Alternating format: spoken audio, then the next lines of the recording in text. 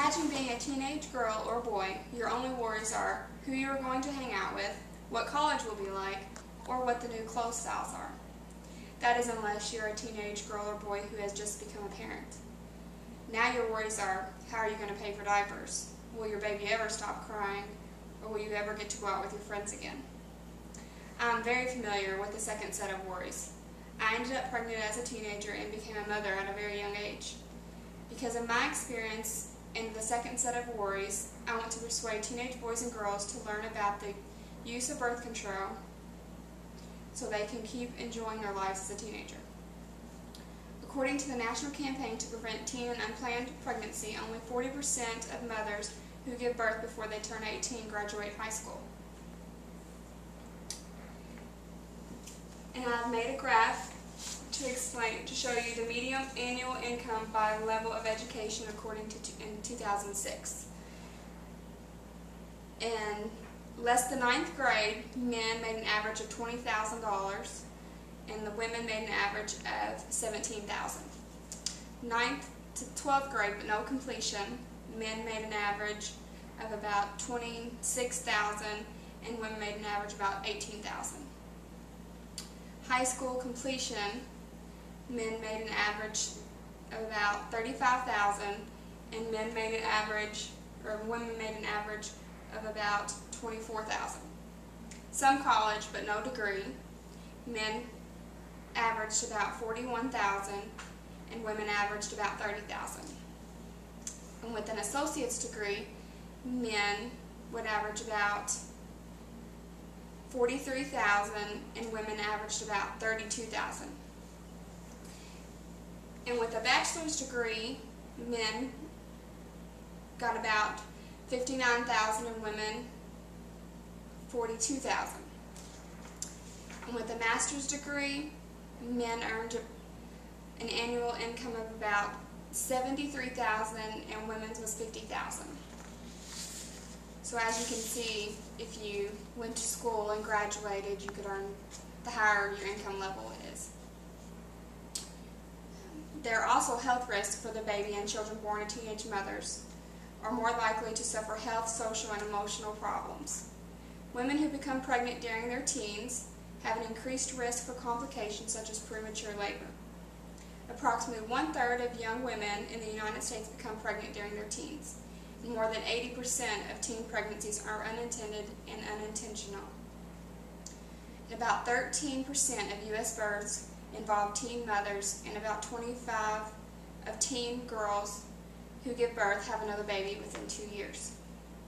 This information was physician developed and monitored from the website healthcommunications.com. It has been found that sons of teenage mothers are more likely to wind up in prison, and daughters of teen mothers have an increased risk of experiencing a teenage pregnancy themselves. According to the WebMD medical reference from HealthWise, there are 6 different birth control methods recommended for teens. The first one being abstinence, which is the most effective birth control and STD prevention. The second one is barrier methods, and these are condoms, and they are more likely to prevent pregnancy if used with a spermicide or another birth control method. The male condoms are very inexpensive and easy to get without a prescription. They give teen boys control over their STD risk and lower the risk of becoming a parent. The female condoms cost more than male condoms and can be difficult to use properly. And the third one is the hormone pill, skin patch, or the vaginal ring. These are the most popular methods used by teenage girls. But you must remember to take a pill every day and about the same time every day. The patch, you change it every week. The ring is a foldable, flexible ring of plastic that stays for about 3 weeks straight. And using a condom with these methods will help lower the risk of getting an STD. The fourth one is hormonal implants, and this is an extremely effective method of birth control. The implant, about the size of a matchstick, is inserted under the skin on the inside of the upper arm. This releases hormones that prevent pregnancy for about 3 years. But this does not protect you from getting an STD. Number 5 is the hormone injection, which is the Depo-Provera, which is the shot. And this is very convenient and does not require use every day, but you must see your health professional every 3 months to get a shot. And the 6th one is the IUD, and this can be used by women under 20, and they have many types of them. They can last 5 years or 10 years before you have to get a new one. And I understand that there are many of you that worry about the side effects from using many of the different types of birth control methods that I have discussed. Therefore, you should always discuss your health with your physician, and together the two of you can decide which method is best for you.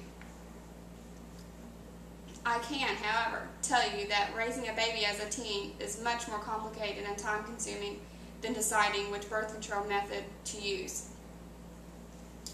I'm sure you would all like to be out with your friends having fun instead of being home with a baby, crying and feeding and changing diapers.